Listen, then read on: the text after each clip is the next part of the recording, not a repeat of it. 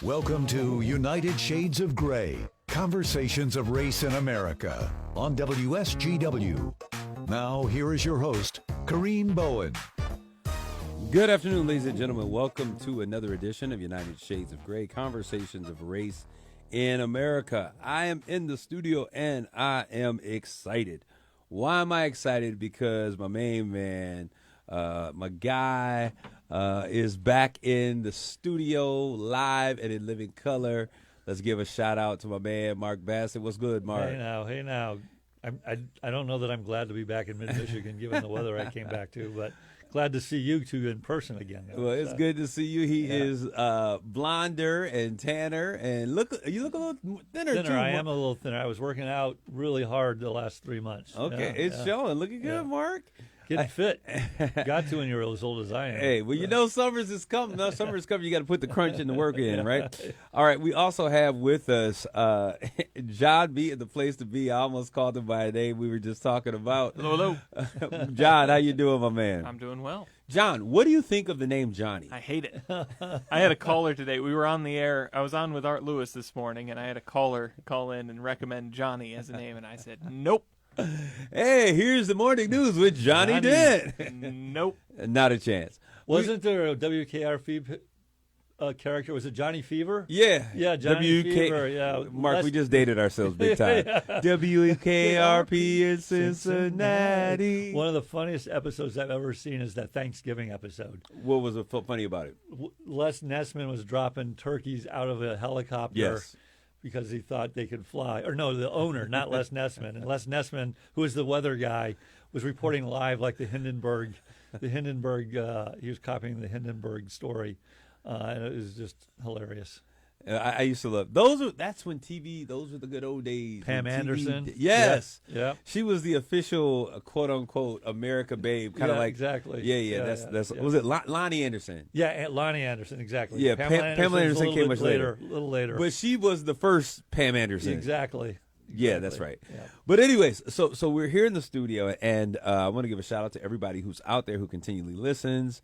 Many of you may not know this, but we're going to post this conversation. I failed to link my social media platform, so you may not get this notification live, but you'll be able to share in the conversation at a later date. To those who are listening in our listening audience, we certainly thank you who will hear this conversation. Jonathan, when might they hear this on the radio? Well, you can hear this on Saturday mornings at 6 a.m. and then Sunday evenings at 7 p.m. Yes. Hardly prime time. Yes. But you can listen anytime online at WSGW.com, Spotify, Audible, Apple Podcasts, YouTube, you name it, we're there. Yeah, they put us at those times to make places. We didn't want to take up all of the oxygen in the room, so they put us in those places because they knew that the people would come and look for us at those times, and so that we could. For those lesser-known voices that are out there, would be able to, have some up space. Their audience. Absolutely. We didn't want to take over the whole space. Exactly. All right. So today, I want to have a conversation. It's funny because this conversation started with an all-black audience, and we were having just this conversation.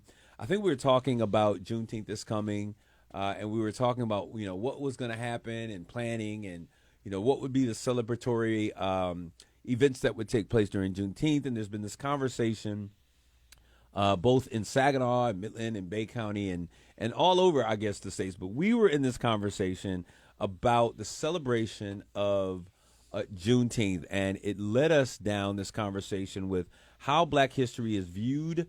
And when we talk about being viewed, we're talking about those who are outside of the Black community and celebrated by those communities outside the Black community. So I'm really interested in this conversation and sharing this conversation. I kind of know how my studio audience, not my studio folks, my brothers that are in the room, some of kind of where they're going to be. I think that I have a perspective. You can never know for sure. But I'm interested in having this conversation. So those of you who will hear this or see this in a social media broadcast will be able to kind of think about these questions and thoughts and maybe share your opinion. So if you see this, I want you to like, tag, and share this conversation. Make a response. I'm interested. What I also found out this weekend, Jonathan, is so funny.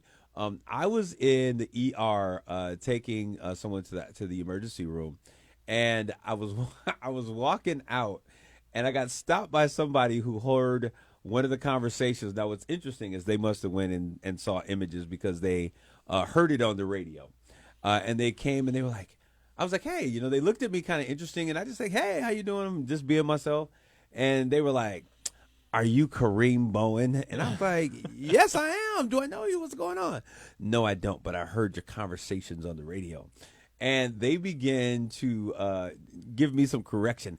I don't like, and I was like, they were like, well, I don't think I have a bone to pick with you. I said, you know what? I got time today. Let's have that conversation. I want you to get free from whatever's binding you on today. And we sat out and had a conversation, and they just began to just let me know, I didn't like when you said this, and I didn't like this opinion. And then I heard you had another show on another station, and you were talking about Cedric Kareem like he was a villain. And I was like, I really hate you feel this way. But I'm saying this. Now, if you don't mind me asking, was this person white, black, Hispanic? They happen to be white, Okay. but it happens to be in the black community all the time. Okay. So people like, hey, I heard you on the radio. You're saying this, but I thought it was interesting. I enjoyed the feedback, and some people run from these conversations, but when I have time, I really enjoy them. So if you hear anything on here that just kind of sets a fire in your soul, we want you to send us a note, so that we can, have time to respond. Hey, I'll bring you in if you can articulate that conversation clearly and without using any delete explicatives, then I would love to have you give your points, because it's not definitely just about me saying what I have to say and my thoughts, but it's really about the opinions that differ. And how can we have a conversation? Now, we left and they said, maybe I'll tune in again because I haven't listened to you since you said that. And I was like, all right, you have a great day. And I gave them a hug and we went our separate ways. And I thought that was great. Do you get feedback from the black community that they disagree with you on certain topics? And if so, which topics, out of curiosity? Oh, well, the conversation on the black conversation, the black topic, was not on this show. It was on a different show. Okay. And you're on so many shows, it's hard to keep track. No, but they were really upset. They felt that I vilified a particular individual from the community, based upon my inability to say their name or to recall their actual name. But it was interesting. Yep. And sometimes they just don't agree with me. I didn't think that you were right. I didn't agree with you. And I'm like, I appreciate that. We're not going to agree on everything. Absolutely, absolutely. And we don't always agree here, right? We like each other. Yep. But that is a part of the thing. We may not agree. We may have very differing opinions and be passionate about those things. So you may hear a heated conversation here, but we go back, we correct, and we just kind of talk about it and we move forward. That's why I wanted to do the show. I wanted to try to set an example of like how you can disagree and still get along and try to do positive things, which is atypical, I think, anymore of kind of TV or radio, frankly. No, I think you're absolutely correct. And Mark, one of the things I think that's interesting, like with you being here, like on paper, like we are so far apart from, in terms of what you would think. But when we have conversations, I tend to think what's interesting is that we are a lot more alike than we would have ever given credence to. Just kind of like looking at it at the surface. And I think that most of our listeners, if you're out there, most of you would probably be very similar. You probably have more in common with people that you think that you would be very different from than you would initially imagine. I think most people are very similar. They have similar desires, wants, and when it's all said and done, that's very common in that sense. How do they do that can be different, but what they're trying to achieve is very similar, frankly. So if that's true, Jonathan, and people are generally alike, what are the things that why do we get so in a bind about stuff? What are the things that separate us? Well, it's what Mark said, the how do we go about solving it? Whose job is it to solve my problems? Right. That's where we really get bound up, because is it your job to solve my problems, or is it my job to solve my problems? That's the core of so many disagreements, especially politically nowadays. I think politics, absolutely so. And so I think that today's conversation, because I want to talk about how Black history is viewed and celebrated in America, and maybe it's just, hey, I never thought about it that way, or maybe it's like, no, I don't do it because of this. But I think that it's very interesting. So we want you all to let us know what's going on. And so As we jump into this conversation, because this time will be over before we get there, when we look at this and we look at how Black history is treated in America, I think in many places it's seen as being essential to the fabric of our nation, and then other places it feels, and I use that word feeling because it's my personal feeling, that it feels optional, like it is something that you can do or not do. But I want to just make sure that we have this conversation, because I think that when we look at history, I am a lover of history. I will go down a rabbit hole when I hear about something new in history and read about it and study about it. And when I look at the things that I've discovered in my own personal time, the legacies, when I look at the history and the travelers to this new world, the Americas, and who came here and when they came here, when I think about the dynasties and the things that existed, when I look at what's happening in the continent, let me make sure I get that correct, of Africa right now, what's happening in leadership, what's happening with people that are going there for vacations and things of that nature, it breeds and leads to a different understanding of what Africa is and what it looks like that is very different than we've ever been taught in history. So, Mark, when we talk about, and this is kind of looking at a lens, through a lens today, when we talk about what's happening in America, what are the things that we're hearing in the news? Because I know you're not a big news person, Right. but we're talking about the natural resources. Well, yeah, The minerals. oil, typically. I mean, that's ultimately, I think, what Venezuela is about. Yeah. Obviously, when you start having issues in the Middle East, that's the reason you're having them or not, there's an implication on oil, fairly significant implication on oil. A lot of what goes on in Africa is about natural resources, frankly, as well. But that is not the conversation. Like when I was a kid, those were not the conversations that we heard about Africa. They were the depictions of Africa that I heard about even as a young man, even in college. Right. It weren't the images that were seen, and certainly a continent of countries that were trying to be progressive, that were building, trying to liberate themselves out of being they're colonies of Yeah. Western countries for the most part, or a lot of them, and the fact trying to stand themselves as an independent countries. those weren't the conversations, Right. And certainly the images that I've been blessed to be able to see with the civilizations that exist in Africa, the vacation spots that exist in Africa that very wealthy people enjoy going to, were not the conversations of what I saw in Africa. When I thought about Africa as a kid, was it Sally Struthers who used to have the the feed a hungry child? We Are the World. Yeah. Famine, So that was my image of Civil Africa. War, Rwanda, Sudan. Exactly. Yeah. So, Mark, when we talk about history and we talk about things that are pertinent to the Black experience in this country, why are those things, those kinds of stories, not shared? Because it's interesting that I, as a young African-American male who finds his history lineage to the continent of Africa, until I am a full-grown, mature adult, this is after Right. college, never saw those images Oh, you're talking about of Africa. of Africa. And you didn't see him as a citizen of the United States. Well, no. I'm not. Well, I mean, I'm basically being facetious in that. That's why you didn't see him. I Yeah. mean, U.S. History being taught in the U.S. Yes. The discussion in the U.S. is predominantly going to be about what is going on in the U.S. Yeah. I mean, there's a bunch of people whose heritage comes from Germany, Italy, Ireland, Asia.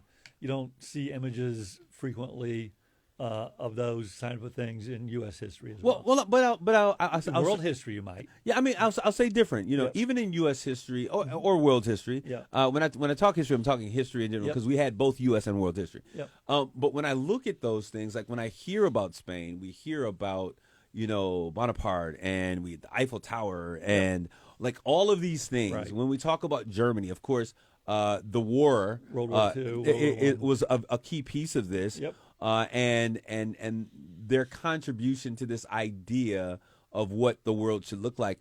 But whenever I hear about Africa, I always had images, and seems like there were always depictions of people running around with loincloths, almost like Tarzan-esque, Right.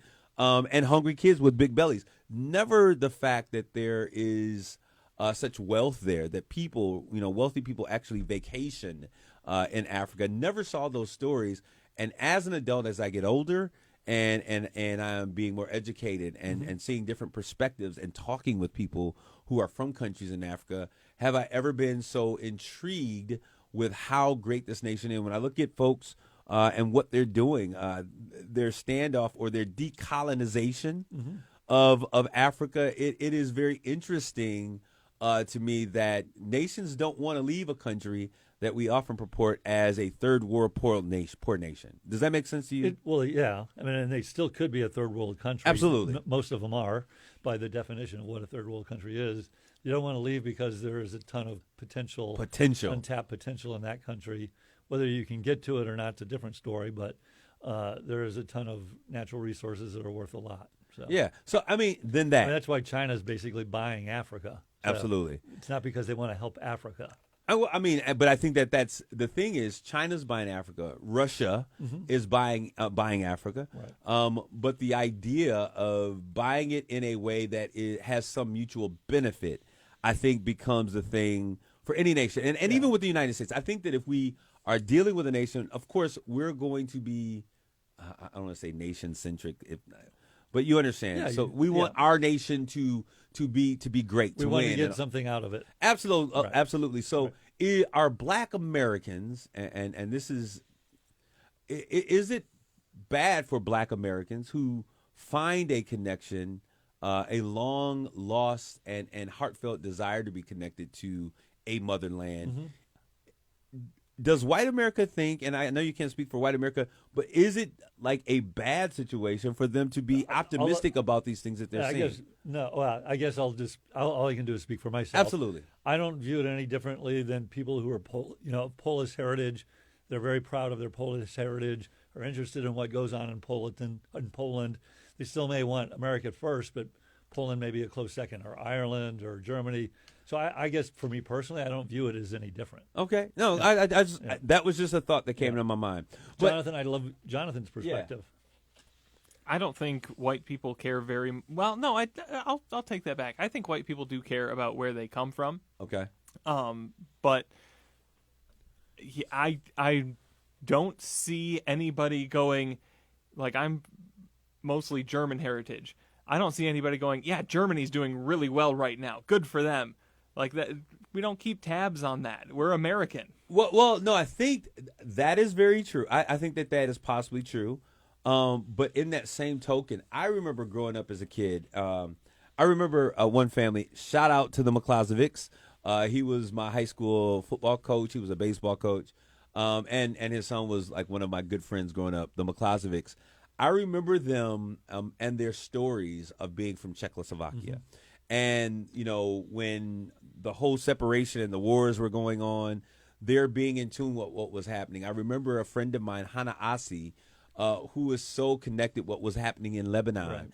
Right. So my friends had these connections, and they were very concerned about what was happening because they had family members. Yeah, I mean, I think the longer your family heritage has been here, the less concerned you are about where they came from. Yeah. And so, like, I don't really care about my long heritage. I really don't. Really? But I know other people that, they're whatever, Irish American, and they're super into, that. Yeah. And so I think it's a very personal thing. And so for me, like, if Black Americans want to connect to, understand where they came from and feel a connection to that, great.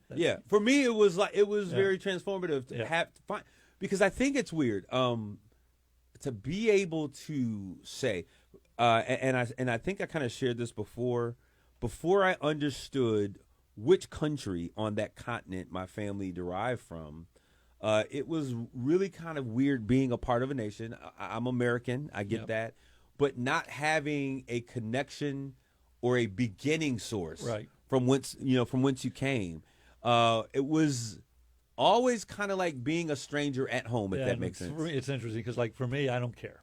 Okay. Mary, my wife, is just super into all the DNA, and she wants to go back eons and find out exactly where she came from, what her heritage is. And So I think it becomes it's a very personal thing. Okay, well, I can understand because there's other pieces of who you are that yet remain. Yeah. And so to lose a language, an identity, and all of those other things, I think it may be a little different. So I think when you're trying to reestablish and reaffirm who you are and really get a real sense of where you came from, I think for African American descendants of slaves, it may be a little bit different. But I want to get to this because the conversation took us to this.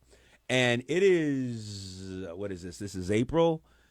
Is it crazy how fast this year is going by? Time speeds up the older you get, Kareem, so it's just going to go faster. Well, young people, us young people are also, ain't that right, Jonathan? Jonathan, did you come in? Is it Did you going just say fast? us young people? Us young folk. Oh, Jonathan, is time going by fast for you as well? yeah. He's speaking on behalf of us young folks. I Mike. remember when I was a kid in grade school, and like the summer seemed to last forever. Now It did. Summer is now over in a snap of a finger. It basically. seemed like it was forever. Yeah. Like like getting to the 4th of July would seem like it was like, man, June, July. Yeah.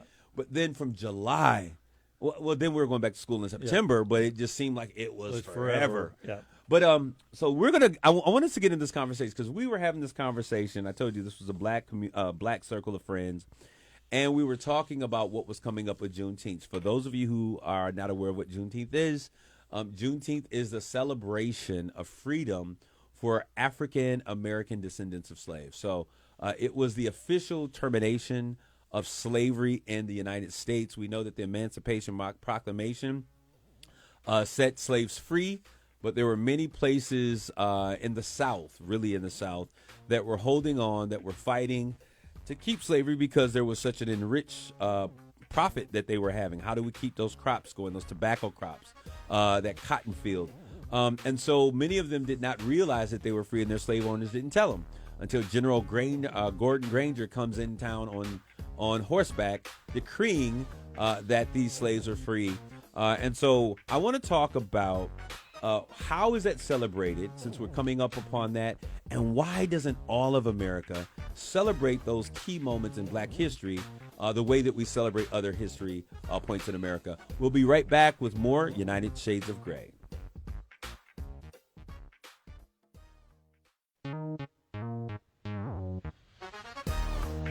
You're listening to United Shades of Gray on WSGW. This is Kareem. We're back with more United Shades of Gray, conversations of race in America. And today we're having this conversation, how Black history is viewed and celebrated in America. And we're talking about how it's celebrated by white America, those who are not of African American descent.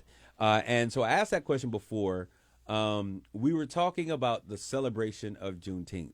And the conversation, we were talking about the parade and how many blacks showed out for the last parade that we had. And there were so many people in the parade that the parade was starting and ending at the same time. That's how many entrants were in this parade for the period that we were going. And someone said, yeah, but we got to really work on turnout. And then that conversation turned to, well, how do we get more people to turn out? And I think that it's always a conversation when you're doing this type of thing. But then I asked the question, well, is it only turnout or is it support from other communities and other ethnicities in celebration of what's important to us? And so that started a whole conversation. And they're like, that you're absolutely right, because Black people go to Cinco de Mayo, Black people go to the Greek festival, Black folks show up to the Polish festival, but none of these groups show up to like a celebration of like Juneteenth.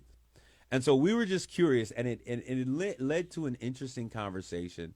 And so I wanted to bring that same question and conversation to our audience. Why is it that you don't think, why do you think that other folks don't get into that type of a celebration? Well, I'll start with number one. I don't go to any of those, but I mean, I think let's specifically to Juneteenth, and I think you're asking like, well, why doesn't the white community show up to the Juneteenth celebration? Yeah. And I guess from my perspective, it's because it doesn't have any personal connection. Yes, it is a part of American history. Yes, it's an important date. I understand perfectly why the Black community celebrates it, and it's important to them. But to me, as a white person, it doesn't speak to me. It's kind of like, as a Jewish person, they don't celebrate Christmas, and as a Christian, I don't celebrate Hanukkah. Okay. And that's to me, and that's not a great analogy, but it's kind of something similar to that. Okay. What about you, Jonathan? What are your thoughts? Well, if you're making the comparison to other cultural festivals, I think there's kind of this separation there. Okay. The Polish festival, we're not in Poland, so it's fun to bring Poland here for a day. Cinco Okay. de Mayo, we're not in Mexico, it's fun to celebrate Mexican culture for a day. I think there's two things kind of wrapped up in one, where it's a little too close to home. It's celebrating an event, but it's also celebrating an event which a lot of white people at least perceive that they've been told you should feel bad about this. So why would we go and celebrate that?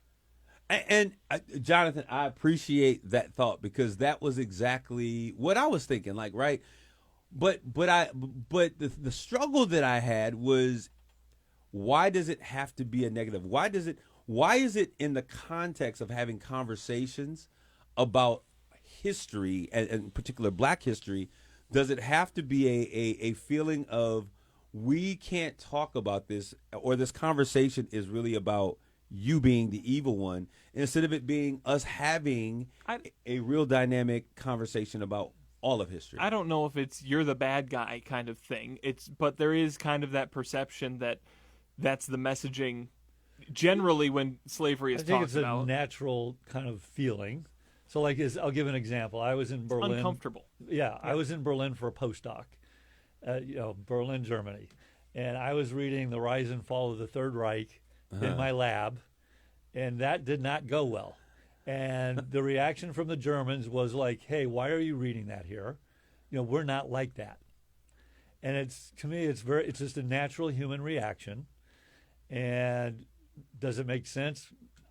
In some sense, it does. In another sense, it doesn't. I wasn't saying you did. You were. Right. I'm just trying to understand the history, which I find interesting, of this country and how it got there and to here. And but I think it's just a natural human reaction. Yes, I think most whites believe that, yes, slavery is bad and it's wrong, and they're not proud that it happened. And then so going back and kind of focusing on that is just, as Jonathan said, kind of an uncomfortable feeling. Okay, so I completely understand that, but I look at it, and I'm not just talking about white folks, because the conversation it came up, when it comes to like Cinco de Mayo, right? Like, Black people are very involved. We celebrate. We're eating the food. We're culture, and this and the other. Yeah. And I had this conversation with Larry Rodarte, who is, shout out to Larry Rodarte. And Jonathan, I'm going to ask when is Mi Gente on air? What is it online? When is it online? Yeah, when is it on air? On air. Immediately before United Shades of Grey on Saturday mornings, immediately after it Sunday evenings. Okay, and so we had that Even less prime. No, I'm just, and so thank you, Mark. Like, you're doing us great here. But I had the conversation that many of the freedoms and the things that the Hispanic community celebrate and that they have are connected to the civil rights movement. Right. And so if anyone were to celebrate those things, you would think that would be a partnership, but they don't show up. But I think Jonathan brought up a good point. There is a difference between Cinco de Mayo, Okay. which is a celebration of culture, Yeah. versus the celebration of the end of slavery, which does bring a level of uncomfortableness about it. It's an event. It's an event Yeah. ending something that was atrocious and horrible. But what I'm Which saying, you should celebrate in a sense, but there is a level of we uncomfort. spend millions Right. of dollars on the celebration of the Fourth Independence Day. Right, which is the celebration of freedom for the United States from tyranny and freedom Right. of expression and all of those other things, Yep. right? Yep. And so since we understand the importance of those types of celebration, it is just kind of interesting that same level of enthusiasm that all Americans are free, and that another event that would represent that same thing would not have that same kind of celebration. And so that was a conversation, but it drove us to ask and to kind of have these deeper thoughts. And so I said, can we put some questions together that might be interesting? And so as we look at like Black History Month, and I'll talk about this because, and I've shared, I think, before how when I grew up in the school that I attended, which was a PWI, predominantly white institution, a conversation about Black History Month out of our American history, I think, was a whole 3 days. I think we talked about Harriet Tubman. Martin Luther King. Martin Luther King, and the abolitionist Frederick Douglass. And didn't talk about Louis Farrakhan or Malcolm X. Who?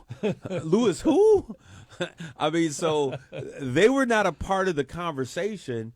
And then I'll tell you, when I got out of school and I went to Michigan State, and one of my electives I took was the African American experience. And when I had that class, and it was in depth, and we talked about Nate X and Malcolm X and Martin Luther King, and we talked about Shirley Chisholm and all of these individuals who were so key to what was going on in the nation. When we talked about not indigenous folks, but Africans who sailed from Africa to this new world, and you find out that in 1492, Columbus sailed the ocean blue, but he wasn't discovering a nation that was already discovered. When we talk about those kinds of things, it is so crazy that when we talk about history and world history, that the story of Black experience and Black expression and what do you call it? What their contribution is often neglected or not included. And so my conversation is, if we're going to have history be taught, and there's been a real conversation about what should be taught and what is good. And to Jonathan's point, we don't want to talk about slavery in Florida because it makes our people feel like they're bad. Is this okay when we talk about a people who have been so integral in the development and the building of this great nation? When I look at myself, I am an American. I get that. I am an American. But I'm going to say this. I believe that African Americans are some of the most patriotic and some of the most Americans of the Americans, if that makes sense. What are your thoughts to that? To the last statement, or to any point of that? Yeah, I mean, to me, like, history is history. Yeah. And it should be all-inclusive. Now, historically, I would say it's been very white. Uh-huh. Now, I would argue, right or wrong, but, historically, this country has been very white. And I think people tend to focus on things that they are familiar with and comfortable with. Okay. And so that's, now having said that, as this country's evolved and become more of a rainbow, I do think history needs to focus more on the impact of all people of all races and ethnicities. But I understand where we were and how we got there, but I do think it needs to evolve and be more inclusive than what it is today. All right. Jonathan, you I'm ever got still your? thinking about I'm it. thinking. I'm still thinking about it. You got that thinking. I'm thinking thought on your face. It would help if we got to run a show a little earlier so we could put some more deep thought into But I it. think, I want it to be an honest conversation about where you actually are, not some thought out plan on how I'm going to respond. Yeah, I think that's key. Don't look at me. I'm still thinking. You're the still host. pondering. You guys cannot see Jonathan in the studio, but he's got giving the us this. thinker man pose, like in Rodin. Is it Rodin who sculpted that? Yes. But so it's interesting. And Jonathan when I see him. usually is very thoughtful, gives very mature answers. I appreciate it. And he usually has the answers pretty quickly, so he's really thinking about this. And so I appreciate the deep thought on that. And so, Mark, I wanted to you said something that kind of it's like and I may get in trouble for this, but people tend to want to associate or look at people of similar backgrounds and heritage. Absolutely. And so I think if you're like, when you talk about Black History Month, and again, I'll probably be castigated for saying this, to me it's like, okay, I understand why we have it. I think it's very important, but I don't really pay attention to it. I don't, really care that much about it. I don't have animosity towards it, or I don't go like, why do we have it? I understand why we have it. And I think it's important for the Black community, but it doesn't really speak to me. No, and I completely understand. Yeah. I can understand why you would feel that way. I don't understand in a lens and in a nation where we have so much pride for America. I think that we need to investigate, what does it really mean when we say that we have pride for America? I think that, like, I'm American proud. Mm-hmm. When I've traveled this nation, good, bad, or indifferent, I love this country in terms of what it is, There are many things that I think that are broken that needs to be fixed. We have many atrocities, but even through all of those, and being from a population who has really been in the dumpster in terms of the treatment of this nation, I love this nation. I love what it represents traveling the world, right? I think that there's a lot to be desired. But when I look at that, and you were talking about how this country has been very white, and you're absolutely right. But what has also been very true about this country is that the presence and you use the term impact. I'll use the term investment. The investment of African Americans in this nation has always been very present. So as we look at the celebration of what this nation has been, and we look at how we embody and we are American proud, it's hard to be American proud truly without that investment of what African Americans have brought from the time before slavery, through civil rights, and even now. Right. Because I think it was Donald Trump that was talking about he wanted a nation of meritocracy, and there's a soundbite that's out there. Had you heard it? Well, no, I know that he said that, and then you look at who he's hired. Yeah. That's a different story. Yeah, But, so he talks about this idea of meritocracy, Yeah. and I'm all for it. And he talked about how this nation is the best. We've always been the best. Yeah. And I think 5 of the 6 things that he was talking about, the inventors that he talked about, were all black inventors. He didn't have the historical knowledge or to understand that. Right.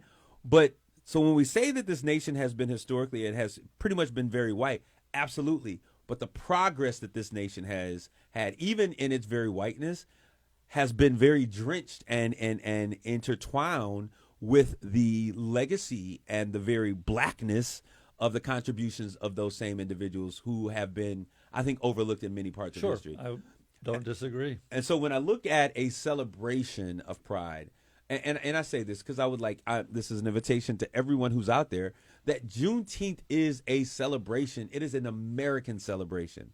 It is, and I look at it in this way. It is a coming to and a reckoning of a nation to realize that we are not truly free until all of us are free, and that the American dream is one that all people are truly created equal. And so as we talk about moving into this place and the celebration of both Cinco de Mayo coming up in May, just around the corner, Right. and Juneteenth that takes place on June 19th, Juneteenth that's kind of merged together, that will take place. There are celebrations. Come out. It is both cultural, but it is also historical, and it is very American. So celebrating Juneteenth is an American celebration when we as a people, collectively, even though everyone didn't agree, but as a nation, we decided that we no longer wanted to be associated with America's first crime, but we wanted to turn the chapter and make it a celebration about all of us having a shot at the American dream. And I think that's where I'm having kind of trouble verbalizing things because how old are you, Kareem? I'm in my Okay, yeah. I'm So, 52. You explained your experience Yeah. going through the education system and Yeah. how you were taught history. Yeah. I had a very different experience. Okay. The teaching of slavery, of the civil rights movement, and all of that was very in-depth and comprehensive when I was going through school. We got a lot of information on it. Okay. And kind of the awareness about a lot of those things has really come to the fore as I've grown into adulthood. Mm-hmm. So it's a different perspective on the race conversation entirely. As for the celebration and why people aren't coming out to celebrate, on the one hand, I kind of agree that Juneteenth is closer to the 4th of July than it is Cinco de Mayo. Yeah. For what it represents and the historical significance of it, I think I'd rather celebrate Juneteenth than Cinco de Mayo. Well, I don't think it has to But- be either or. No. Yeah. I'm saying where are my priorities Got it, in right. terms of the significance of it significance to of me the- being an right. American. Yeah. But Americans are also extremely shallow. That's part of our culture, and Cinco de Mayo has tacos. Like you are not owed other people's celebration. That's something that people come to enjoy the Experience. the experience itself, and then they learn the significance of it. Oh, and go ahead. No, I was ultimately. I don't think people aren't necessarily coming because it is Juneteenth and it's uncomfortable. You know, it's a relatively new celebration. The celebration here in Saginaw is very new. Yeah. It's not established. Marketing could probably be improved. Kareem's doing a great job today marketing it. And it's about what if you want more attendance, how do you get people to attend? What makes people want to attend? And I don't think people aren't coming to Juneteenth because it's Juneteenth. They're not coming because they don't see something they necessarily want to go to. Okay, so I want to correct a couple of things. Okay. First of all, the attendance was amazing last year in right. terms of, I'm talking about the parade. Okay. The festival itself, the community came out. The black community really celebrated. And that's amazing. But I am talking about an appreciation for all things American. Okay. Jonathan, and I'll give it to your point, because I think the point that you were making is that as we have kind of, from your generation, from my generation to your generation, there has been a more inclusive approach to what is shared in American history textbooks.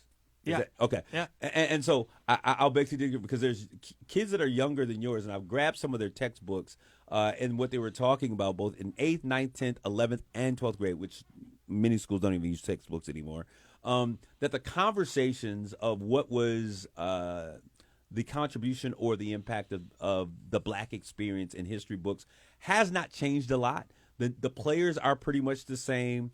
And it comes to a question of who are the individuals that are included in that story of American history, because oftentimes what we find are those people who were would be considered passive African American loyalists or individuals that were lobbying for freedom.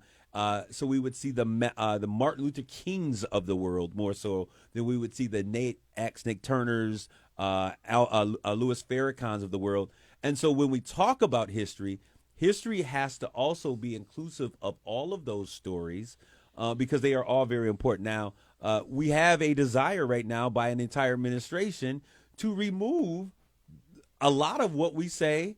You're now saying that is being included. Now we're looking at a retroactive response. Go ahead. That's the case for anything in history, though. What do you mean? It's not based on race. It's based on the amount of material that needs to be covered and the amount of depth that you want to go into in that material. You could teach an entire semester's class on black history. Absolutely. But when you're teaching high schoolers U.S. history, you've got a lot to cover, and we're just getting Winston Churchill and FDR in World War II. We're not getting all of the stories deeper and learning more about the contributing factors of things. But this is what I'm saying. In that history that you're telling, when we talk about all of these pieces of American history, black people were present from before the foundation of this nation.